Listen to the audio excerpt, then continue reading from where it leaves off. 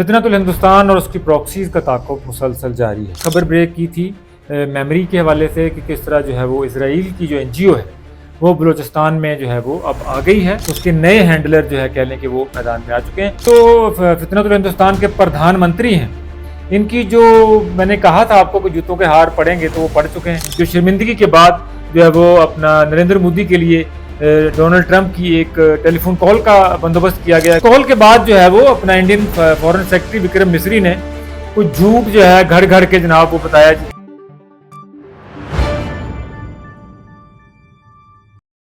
दोस्तों, मैं हूं जब्बार चौधरी और आप देख रहे हैं आज़ाद डिफेंस। फितनतुल हिंदुस्तान और उसकी प्रॉक्सीज का ताक़ुब मुसलसल जारी है। मैंने आपको कल एक खबर ब्रेक की थी मेमरी के हवाले से कि किस तरह जो है वो इसराइल की जो एनजीओ है वो बलूचिस्तान में जो है वो अब आ गई है और उन्होंने जो है वो मुसाद के साथ क्या कहते हैं गठजोड़ करके तो जो वहाँ पर प्रॉक्सीज हैं हिंदुस्तान की, उन्होंने जनाब दोबारा उसके नए हैंडलर जो है कह लें कि वो मैदान में आ चुके हैं। उस खबर का कुछ फॉलोअप भी हमारे पास आया है, लेकिन वो हम कल ले जाते हैं कल के लिए। कल मैं आपको पूरा फॉलोअप उसका दूंगा, लेकिन उससे पहले ये जो फितनतुल हिंदुस्तान के प्रधानमंत्री हैं, इनकी जो मैंने कहा था आपको कि जूतों के हार पड़ेंगे तो वो पड़ चुके हैं। तो जरा उसके हवाले से जरा अपडेट कर लेंगे। जो G7 में जो शर्मिंदगी कमा के जो वापस गए हैं क्रोएशिया, तो उस हवाले से थोड़ी सी जरा आज अपडेट कर लेते हैं। उससे भी पहले कल जो है वो दो डेवलपमेंट हुई। एक डेवलपमेंट तो ये हुई कि जो शर्मिंदगी के बाद जो है वो अपना नरेंद्र मोदी के लिए डोनाल्ड ट्रंप की एक टेलीफोन कॉल का बंदोबस्त किया गया, जुगाड़ किया गया। और उस कॉल के बाद जो है वो अपना Indian foreign secretary Vikram Misri ने कुछ झूठ जो है घर घर के जनाब वो बताया जी कि हमने ये भी कह दिया, नरेंद्र मोदी ने ये भी कह दिया, डोनाल्ड ट्रंप को प्रधानमंत्री ने ये भी उनको कर दिया। तो अब वक्त ने साबित किया, मैंने कल भी ये बात की थी कि ये सब कुछ फेक न्यूज है, ये झूठ बोलते हैं, अंदर कुछ हुआ है बाहर कुछ हुए हैं। अंदर कॉल के दौरान जो है ना वो डोनाल्ड ट्रंप ने ठीक ठाक खिंचाई की मोदी की कि आप क्यों बाज नहीं आ रहे, और आप जो मैंने कहा है कि जनाब सरेंडर करो, आपने कर दिया, तो उसके बाद इसको कबूल भी करो, आप इस सीज फायर को जो है ना वो मामला को आगे बढ़ाओ। तो ये सारा कुछ वहां पे हुआ।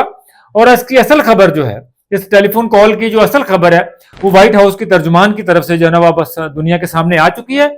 जितना कुछ इन्होंने घड़ा था वो सिर्फ अपने पॉलिटिकल कंजम्पशन के लिए था पीछे, वो सब कुछ जो है वो झूठ साबित हो चुका है। अब आते हैं जनाब कि नरेंद्र मोदी ने जो G7 में जो शर्मिंदगी कमाई है। पहले मैं जरा रिकैप कर दूं कि मैंने जो खबरें दी थी आपको, मैंने कुछ स्टोरीज ब्रेक की थी नरेंद्र मोदी के G7 के इजलास के हवाले से, उनका क्या बना, वो कैसे कैसे कैसे जो है ना वो बिल्कुल एग्जैक्ट एक्यूरेट और सच साबित हुई। आजाद डिफेंस के लिए मैंने जो खबरें दी थी वन बाय वन, मैंने क्या कहा था, मैंने कहा था जनाब जी के जो फितनतुल हिंदुस्तान के प्रधानमंत्री हैं ये बहुत मुख्तसर वक्त के लिए G7 और कनाडा में क्याम करेंगे। तो क्या हुआ, सिर्फ 18 घंटे जनाब ये इजलास में रहे, और बल्कि वहां पर लेट पहुंचने जनाब के बाद डोनाल्ड ट्रंप ने जनाब इनका इंतजार किए बगैर वो वहां से कॉन्फ्रेंस छोड़ के चले गए। और फिर जो पहली तस्वीर थी उसमें जनाब नरेंद्र मोदी गायब पाए गए। पिछले जो लास्ट जो G7 कॉन्फ्रेंस हुई थी उसमें नरेंद्र मोदी की जो तस्वीर जो बनी थी ग्रुप फोटो, उसमें जनाब इन्होंने दरमियान में भाग के जगह बना ली थी, और उसके बाद गोदी मीडिया ने पूरी तरह जनाब हाहाकार मचाए रखी और जनाब कहा देखें जनाब इनके हिंदुस्तान की जो दुनिया में जो है ना वो किस तरह जनाब पजीराई हुई है, किस तरह सेंट्रली हमारा किरदार है। तो इस दफा जनाब वो पत्ता ही साफ हो गया। इस दफा जो शर्मिंदगी का किरदार था वो सामने आया, और नरेंद्र मोदी की पहली जो ग्रुप फोटो था उसमें नरेंद्र मोदी ही गायब। किसी ने G7 के किसी भी मुल्क ने इंतजार करना ही मुनासिब नहीं समझा। नरेंद्र मोदी जो है ना वो लेट पहुंचा वहां पे, और उसके बाद वो मैं यहां तक कि जो फ्रेंच प्रेसिडेंट थे उन्होंने तो पूछा, जब उनसे हैंडशेक हुआ उन्होंने पूछा कि आप कब आए, मतलब उनके लिए ये एक शॉकिंग न्यूज है कि आप भी आ गए। तो उसके बाद नरेंद्र मोदी ने वो कहा कि ना हाँ मैं रात से इधर हूं, मैं रात इधर आया। तो बहुत मुख्तसर वक्त के लिए मैंने कहा था, वो खबर सच साबित हुई। मैंने कहा था नरेंद्र मोदी हिंदुस्तान की अपनी एम्बेसी में नहीं जाएगा क्योंकि घिराव होने का खतरा है। वही हुआ, नरेंद्र मोदी जो है वो सीधा अल्बर्टा गया, वहीं से कॉन्फ्रेंस के बाद वहां पे जनाब फौरी तौर पे वहीं से वापस चला गया। तो और जो बाहर जो अपना जो सिख रहनुमा थे उनका जो एहतजाज मैंने कहा था शिद्दत से होगा, शदीद एहतजाज होगा। तो पूरे कनाडा से जितनी सिख कम्युनिटी थी सारी जनाब इस कॉन्फ्रेंस के बाहर मौजूद थी, और उन्होंने जनाब पूरी दुनिया को इस नरेंद्र मोदी का जो था जो दहशतगर्द वाला चेहरा था दुनिया के सामने रखा एक बार फिर। और हरदीप सिंह निज्जर का जो कत्ल था उसको फिर जो है वो लैमलाइट में जगह मिली नरेंद्र मोदी के दौरा कनाडा की वजह से। इसका मजीद भी फॉलो आउट होगा, हम उस पर नजर रखे हुए। इसके अलावा मैंने खबर दी थी आपको कि नरेंद्र मोदी किसी भी तरह का मीडिया इंटरेक्शन, पब्लिक इंटरेक्शन नहीं करेगा, क्योंकि सख्त सवाल होंगे और घिराव होने का खतरा है। तो जनाब नरेंद्र मोदी साहब ने किसी जगह पर भी कोई पब्लिक इंटरेक्शन, कोई जो है वो मीडिया टॉक नहीं की। सिर्फ क्या किया जनाब, इसने मौका ताड़ा और जनाब मुख्तलिफ जितने जो जो बंदा मिलता गया, इनके जो अजीत डोल साथ थे और जयशंकर साथ थे, वो लोगों को पकड़ पकड़ के लाते रहे साइडलाइंस पे और जनाब इनको हैंडशेक का मौका देते रहे। 1.5-2 मिनट से भी कम जो है ना वो टाइम इनको मिला है, चाहे वो फ्रेंच के प्रेसिडेंट हों, चाहे वो जनाब जर्मन चांसलर हों, चाहे वो अपना ब्रिटिश के जो प्रीमियर हों। तो जनाब उनको 2-2 मिनट का जनाब इनको टाइम मिला और वहां पे हैंडशेक की तरफ नौबत आई। इनको इंतहाई जो है ना वो कम लिफ्ट कराई गई वहां पे। अब असल जो है उसके बाद जो उसके बाद हुआ है वो उससे भी ज्यादा शर्मनाक है, उससे भी ज्यादा शर्मिंदगी वाली बात है फितनतुल हिंदुस्तान के लिए, फितनतुल हिंदुस्तान के प्रधानमंत्री के लिए। तो जल्दी जल्दी ये वाला मामला निपट गया। उसके बाद जो इलामिया आया है, इलामिया जो है वो आंखें खोल देने के लिए काफी है। इसमें जो हमारे सोर्सेस कह रहे हैं, जो हमें बताया गया, उन्होंने कहा जी कि हिंदुस्तान की तरफ से किसी भी चीज को जो है इस इलामिया में इनकॉर्पोरेट किया ही नहीं गया। साफ जवाब, साफ मना हुआ। जी डोल ने जनाब वहां पर थे, उसने ये लेके इसलिए साथ गए ताकि इलामिया में कोई हमारी बात आ जाए, कोई पाकिस्तान की बात आ जाए, कोई दहशतगर्दी की बात आ जाए। आप ये पूरा इलामिया पढ़ें, मेरे सामने पढ़ा हुआ है, पूरा इलामिया पढ़ें। इसमें जनाब दहशतगर्दी का मामला या इंडियन नैरेटिव जो है उसको बिल्कुल भी लिफ्ट तक नहीं कराई गई। और जो डाला गया उसमें वो उससे भी ज्यादा खतरनाक है, वो उससे भी ज्यादा खतरनाक है। अगर आप पढ़ेंगे ये इलामिया तो आपको लगेगा कि जनाब शायद जो है ये हिंदुस्तान की जो तौसीफ पसंदाना अजाइम है, हिंदुस्तान की जो दूसरे ममालिक में मुदाखलत है, हिंदुस्तान जो अपनी प्रॉक्सीज के जरिए दूसरे मुल्कों में करवा रहा है, शायद उसको मद्देनजर रख के जनाब ये जो है इलामिया जो है वो तैयार किया गया है। मैं इस पर रोशनी डाल देता हूं, बता देता हूं आपको कि जनाब अजीत डोवाल और जयशंकर को किसी भी तरह से इस इलामिया के कह लें कि करीब भी नहीं आने दिया गया। इस इलामिया का जनाब जो बेसिक कह लें कि मरकजी जो नुकता है वो है ट्रांसनेशनल रिप्रेशन, यानी टीएनआर। टीएनआर को जनाब भरपूर तरीके से जनाब इस इलामिया में जगह दी गई है, जिसमें बताया गया है जनाब कि जो दूसरे मुल्कों में कोई जो ममालिक हैं वो अपनी प्रॉक्सीज के जरिए जनाब उनको अपना वहां पर मुदाखलत करते हैं, दूसरे मुल्कों में दहशतगर्दी करवाते हैं या कोई तखरीबकारियां करवाते हैं, उनका सद्देबाब किया जाएगा। टीएनआर के लिए जनाब पूरी तरह एक लाहे अमल जो है G7 ममालिक ने बनाने पर इत्तेफाक किया है। इसको प्रैक्टिकल शेप क्या होगी, क्या बनेगा, इसका वो बाद की बात है। लेकिन इलामिया की हद तक जो हिंदुस्तान को मुसलसल जो जैसे बाकी महाजों पे इसकी जो हिंदुस्तान जिस तरह सफारती तन्हाई बल्कि जगहंसाई का जो सामना कर रहा है उसकी झलक जो है इस G7 के इलामिया में भी आपको नजर आती है। वाज़े तौर पे लिखा गया है कि कोई भी मुल्क जो है वो अपनी प्रॉक्सीज के जरिए, ना सिर्फ इसमें इतना नैरो डाउन किया गया इस इलामिया को कि ना सिर्फ दूसरे ममालिक में बल्कि इंडिविजुअल्स में भी। आपको पता है ना हिंदुस्तान जो है वो किस तरह इंडिविजुअल्स को दूसरे ममालिक में जाके टारगेट किलिंग कराता है, जिसकी एक बड़ी मिसाल जो है वो कनाडा में हरदीप सिंह निज्जर का कत्ल है।